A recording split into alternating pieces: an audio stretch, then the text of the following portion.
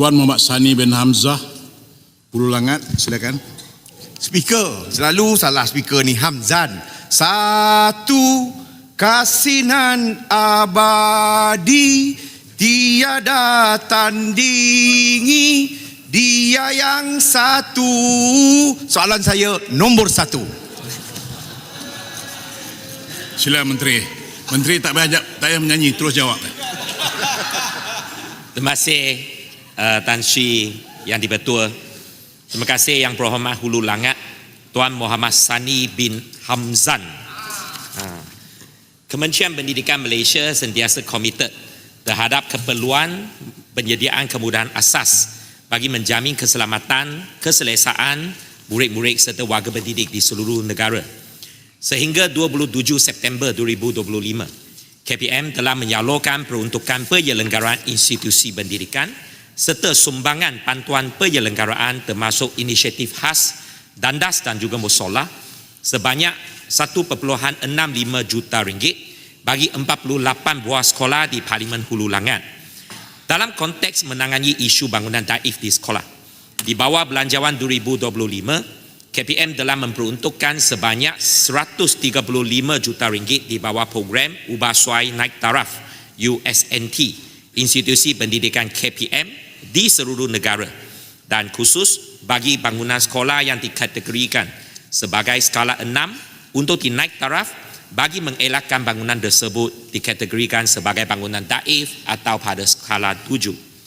Pada tahun 2025, sebanyak 300 projek telah terlibat dalam pelaksanaan USNT, antaranya 79 projek telah siap, 203 projek dalam pelaksanaan, 18 projek masih dalam peringkat perancangan. Ini statistik untuk seluruh negara. 2 buah sekolah di Parlimen Hulu Langat terlibat di bawah pelaksanaan kerja Ubah Suai Naik Taraf bagi memanjangkan jangka hayat bangunan itu. SMK Tinggi Kajang sebanyak RM850,000, Sekolah Kebangsaan Dusun 2 RM300,000. Selain itu, untuk maklumat ahli yang berhormat, terdapat 2 projek bangunan daif di Parlimen Hulu Langat yang telah pun dimulakan pada tahun 2023 dan kedua-duanya telah pun selesai dilaksanakan. Ini adalah pembinaan semula bangunan daif Sekolah Kebangsaan Rincing Hilir Hulu Langat, Selangor, bernilai 4.5 juta ringgit bagi pengkel dan bilik khas, siap 22 Ogos 2024. Pembinaan bangunan daif prasekolah di SK Sungai Serai Hulu Langat, 5.586 juta ringgit bagi 2 dan siap pada 4 hari bulan Februari 2025. Selain itu, bagi menangani isu sekolah berkepadatan tinggi, KPM telah memperuntukkan sebanyak 100 juta ringgit seluruh negara bagi membina bangunan tambahan melalui kaedah IBS di 116 buah sekolah. Daripada jumlah tersebut, Parlimen Hulu Langat sebanyak 7 buah sekolah terlibat, iaitu SMK Saujana Impian RM439,000, SK Penarang Beranang RM556,000, SK Taman Rakan RM432,000, SK Bukit Raya RM425,000, SMK K Johari RM428,000, SMK Dusun Nanding RM584,000 dan SK Bandar Tasik Kesuma RM425,000.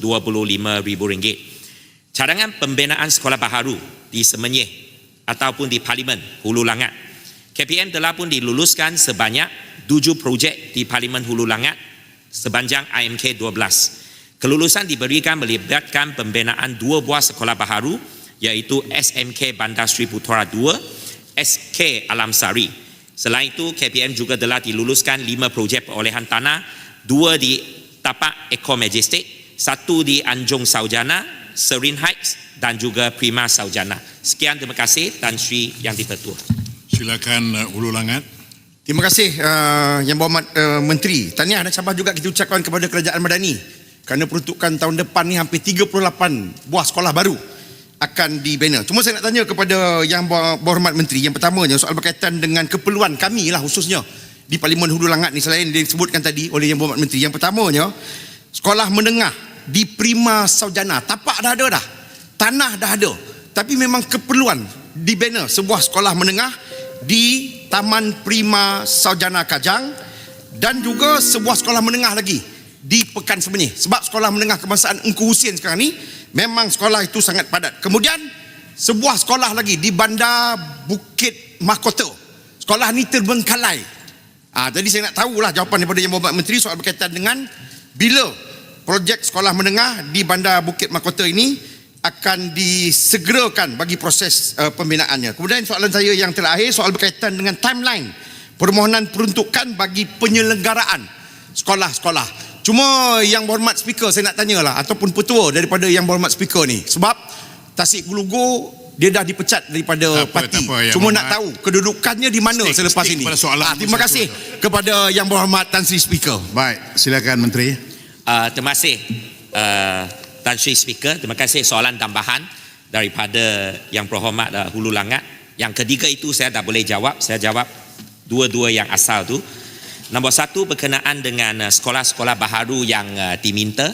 Berkenaan dengan SMK Prima Saujana, sememangnya pihak KPM ada rancangan, dan seperti yang saya sebut tadi, memang ada permohonan untuk kelulusan untuk perolehan tanah untuk sekolah di tapak Prima Saujana, dan pihak kami selepas perolehan tanah tersebut diselesaikan, maka pihak kami akan mengemukakan permohonan sekali lagi kepada Kementerian Kewangan dan Kementerian Ekonomi bagi pembinaan sekolah SMK Prima Saujana.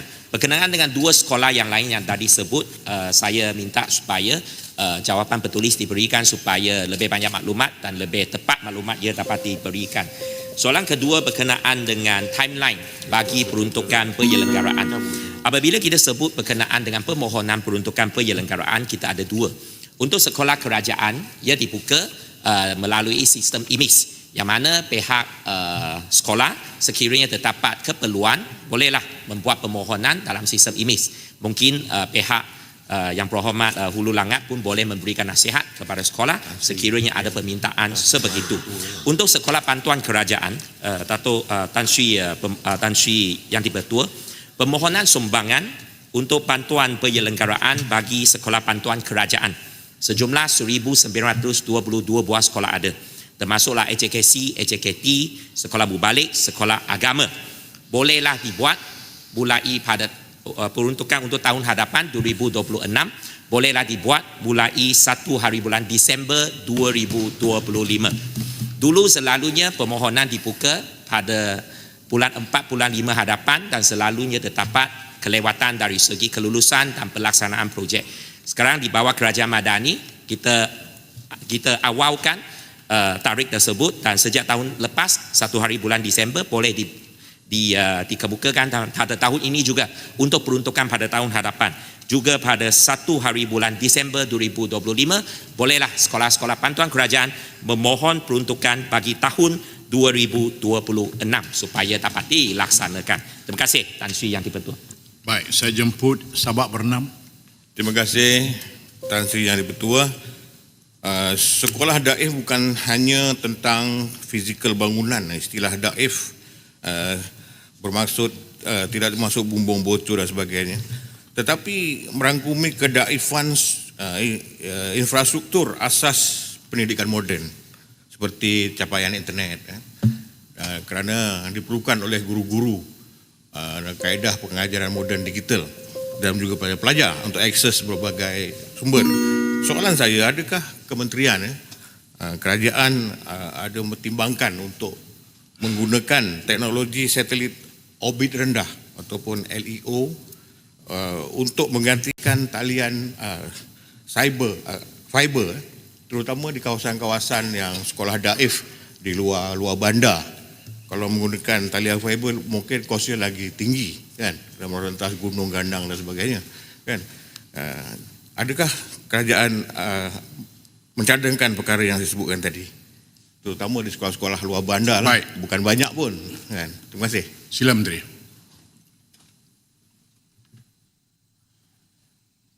Menteri, sila jawab. Maaf Tan Sri Speaker, saya ada sedikit kesilapan. Boleh tak saya minta supaya pihak Yang Berhormat ulang soalan sekali lagi? Ada sedikit kesilapan di pihak saya. Maaf. Boleh, tak apa. kita manusia. Yang berhormat straight, soalan straight. Ya. Apa dia soalannya? Kita semua buat silap kan. Adakah kementerian melalui kerajaan Malaysia, melalui Kementerian Pendidikan ada membuat pertimbangan cadangan untuk menggunakan teknologi satelit orbit rendah ataupun LEO supaya capaian internet ini dapat diakses ke sekolah-sekolah, tidaklah timbul nanti seperti Wiwionah Musibin yang terpaksa panjat pokok untuk belajar. Terima kasih. Baik. Ya, terima kasih Tan Sri Speaker berkenaan dengan soalan daripada rakan saya tadi berkenaan dengan isu pencapaian internet di setiap sekolah. Sememangnya pihak KPM memastikan setiap sekolah daripada KPM mempunyai pencapaian internet yang ada, biarpun di sebahagian daripada sekolah ataupun di keseluruhan sekolah. Itu nombor satu. Nombor dua, berkenaan dengan satelit, kita ada projek-projek berkenaan dengan isu dengan pencapaian internet ini bersama-sama dengan KKM pada ketika ini, percaya bersama-sama dengan Kementerian Ekonomi pada Kementerian Komunikasi pada ketika ini, dan projek tersebut akan diteruskan juga. Walau bagaimanapun dasar pemekasaan pendidikan digital ini sememangnya terangkum dalam dasar pendidikan digital bagi KPM, dan pihak KPM akan teruskan usaha bukan saja untuk memastikan pendidikan digital itu disampaikan, tetapi akses kepada pendidikan digital itu dapat diberikan kepada anak-anak kita di seluruh negara, biarpun di kawasan bandar ataupun di kawasan luar bandar. Terima kasih. Baik. Seterusnya saya jemput Datuk Siti Zailah binti Muhammad Yusuf.